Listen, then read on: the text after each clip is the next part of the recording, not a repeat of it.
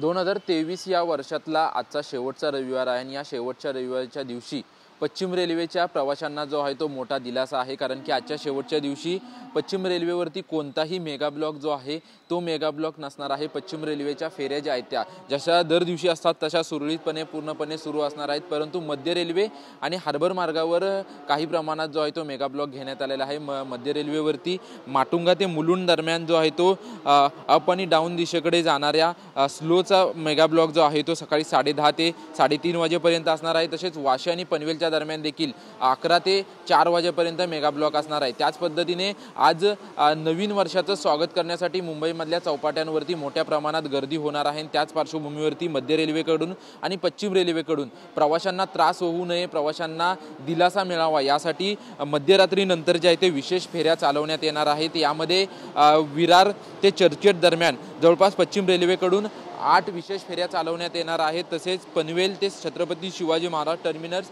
या दिशेपर्यंत एकूण 12 लोकल फेऱ्या ज्या आहेत त्या अधिकच्या वाढवण्यात येणार आहेत। कारण की सरत्या वर्षाला निरोप देण्यासाठी आणि नवीन वर्षाचं स्वागत करण्यासाठी मुंबईमध्ये आज ठिकठिकाणी गर्दी झालेली आपल्याला पाहायला मिळते।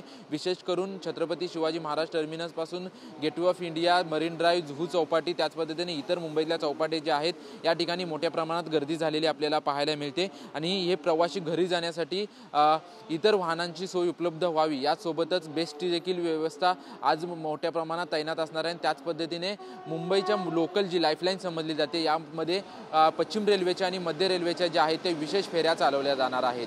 कॅमेरामन आदिलसह निवृत्ती बाबर, TV9 मराठी, मुंबई।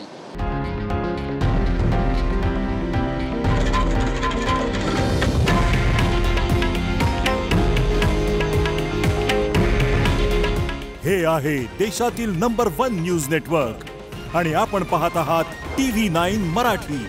काळजी तुमची, हित महाराष्ट्राचं।